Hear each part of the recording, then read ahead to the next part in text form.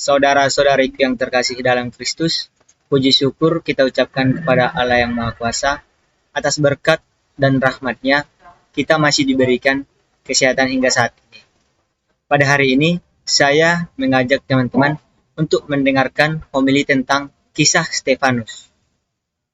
Ada pepatah Jawa mengatakan, jujur ajur. Artinya, orang yang jujur akan tertimpa kehancuran atau hal-hal yang buruk. Pepatah ini ada benarnya, karena orang yang baik, jujur, dan berintegritas seringkali dibenci dan difitnah orang-orang fasik.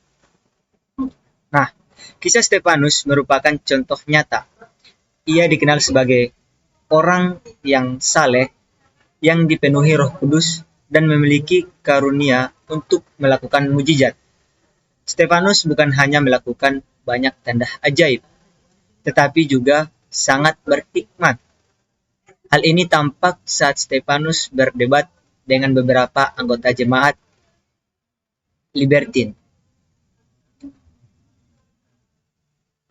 orang Yahudi dari Kikia dan Asia. Dalam debat tersebut, mereka kalah berargumen dengan Stefanus. Untuk menutupi rasa marah dan malu, mereka menyebar suatu hasutan dan fitnaan di antara jemaat bahwa Stefanus telah menghujat Musa dan Allah. Bersama dengan para tua-tua dan ahli Taurat, mereka menuding Stefanus telah melakukan penodaan agama. Itu sebabnya Stefanus diseret ke mahkamah agama untuk diadili. Dalam pengadilan agama, tuduhan kepada Stefanus pun bertambah berat. Ia dituduh bukan hanya menghujat Musa dan Allah, tapi juga menghina kewibawaan bait Allah dan hukum Taurat. Sempurnalah sudah rekayasa mereka yang sangat jahat dan keji itu demi membinasakan Stefanus. Apakah reaksi Stefanus saat mendengar semua tuduhan palsu yang dilontarkan orang-orang yang memusuhinya? Ia mengambil sikap diam. Tidak ada sepatah kata pun yang terlontar dari mulutnya untuk membela diri. Hatinya sangat damai dan tentram. Tidak ada kekuatan dan kekhawatiran tampak di wajahnya. Ia menyerahkan sepenuhnya kepada Yesus yang diimaninya. Tatapan matanya memancarkan ketulusan dan kejernihan hatinya. Wajahnya seperti wajah seorang malaikat. Nah, saudara-saudaraku, bagaimana dengan kita saat difitnah orang? Apakah respon kita? Apakah kita akan marah, panik, takut, atau gelisah? Mungkin kita pada saat difitnah akan sangat tidak terima dan juga marah.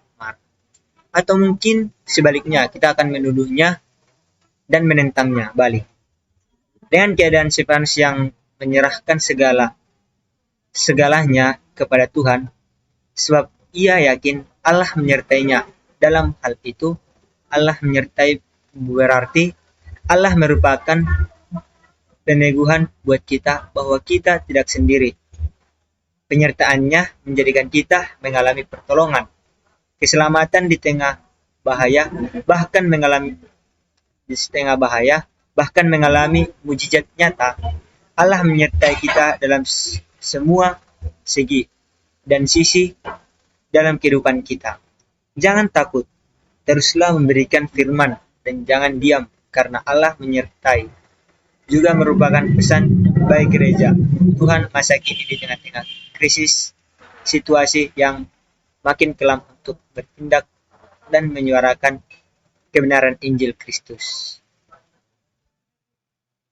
Sampai perubahan bahwa revival itu terjadi dalam generasi ini.